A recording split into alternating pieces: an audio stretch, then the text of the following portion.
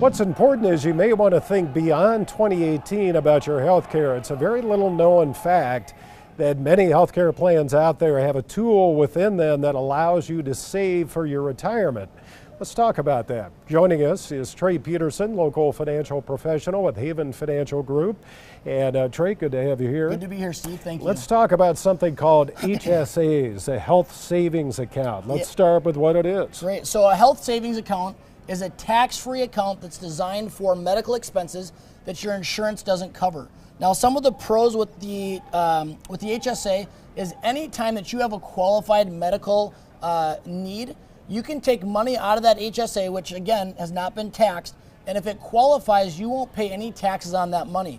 Where in your IRA, your 401k, if you go to draw on those monies because you don't have the deductible or maybe you need to come up with some cash for a medical, you have a big penalty. So an HSA can be very valuable for that reason. So tax-free going in or tax-deferred going in, and if you take money out for medical reasons, you don't get hit with taxes. Right, never get hit with taxes. And a big difference, a lot of people are unfamiliar, but if you have an FSA or a flexible spending account, there is a big difference between the two.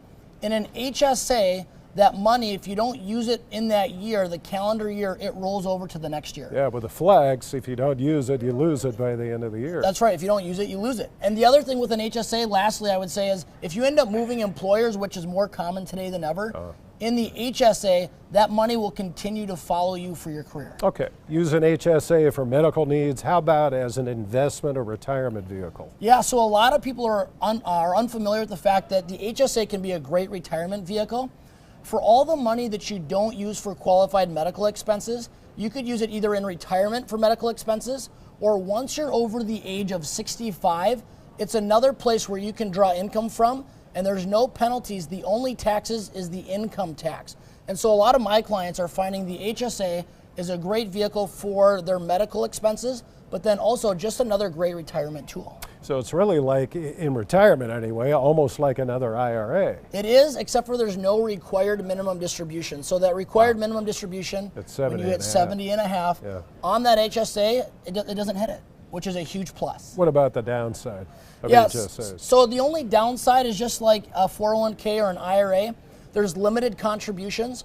For an individual, you can only put in about $3,700, and then as a family, it's $6,750. If you're over the age of 55, you can put an additional $1,000 into that HSA. Any final comments on the HSA? Because it is kind of confusing, I think, for a lot of people.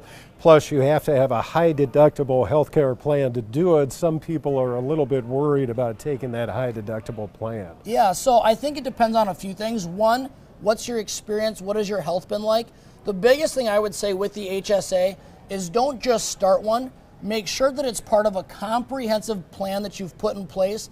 So my recommendation is sit down with a financial advisor that is strong in planning and ask him, when we look at my plan as a whole, my IRAs, my 401ks, my Social Security, would you recommend an HSA, and what impact would that have for me? Trey, good to see you. Steve, thank you very much.